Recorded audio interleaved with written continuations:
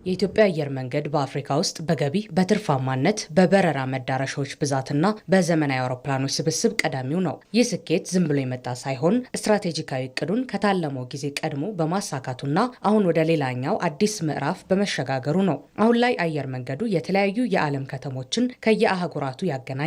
የአፍሪካ መዳረሻውን በማስፋትም አህጉሪቱን ከቀሪው ዓለም ጋር የሚያገናኝ ድልድይ ነው። አየር መንገዱ የሚሰጣቸው አገልግሎቶች በማደጋቸው ምክንያት ገቢው መጨመር ላይ አስተዋጽኦ እንዳለው የአየር መንገዱ ዋና ስራ አስፈጻሚ መስፍን ጣሰው ተናግረዋል።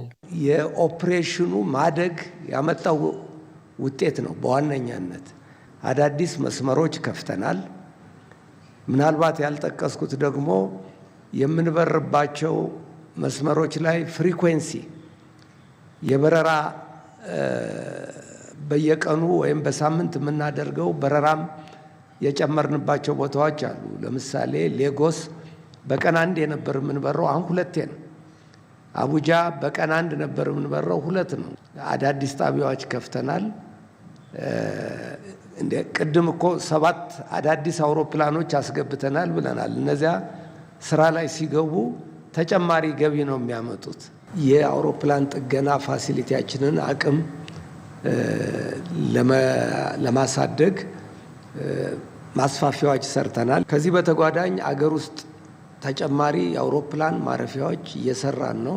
አየር መንገዱ በየዓመቱ የመንገደኞች ቁጥር፣ የካርጎ ጭነት አገልግሎት መጠን ከፍ እያደረገ ይገኛል። አየር መንገዱ ስኬቶችን እያስመዘገበ ቢገኝም ተጨማሪ አውሮፕላኖችን ለማስመጣት እንዲሁም አገልግሎቱን ማስፋት የሚያስችሉና ገቢውንም ለማሳደግ ተጨማሪ ስራዎችን እየከወነ መሆኑን ዋና ስራ አስፈጻሚው አስታውቀዋል። አየር መንገዱ አሁንም እያደገ ነው፣ ጥሩ ውጤት እያመጣ ነው። ግን ይሄ ሁሉ ሲሆን ያለ ተግዳሮቶች አይደለም።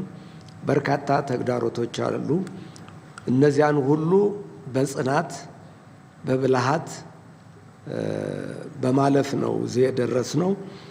አንደኛው የአውሮፕላን እጥረት አለን።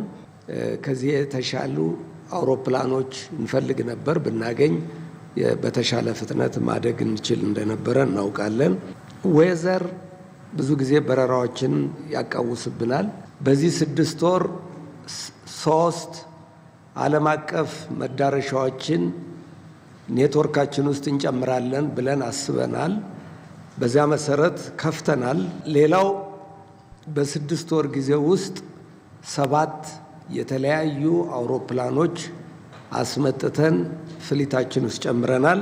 የኢትዮጵያ አየር መንገድ በ2028 አውስትራሊያ በረራ ለማካሄድ ማቀዱን ያስታወቀ ሲሆን በሀገር ውስጥም አዳዲስ ተርሚናሎችን እየገነባ መሆኑን አስታውቋል። አውስትራሊያ የመብረር እቅድ አለን።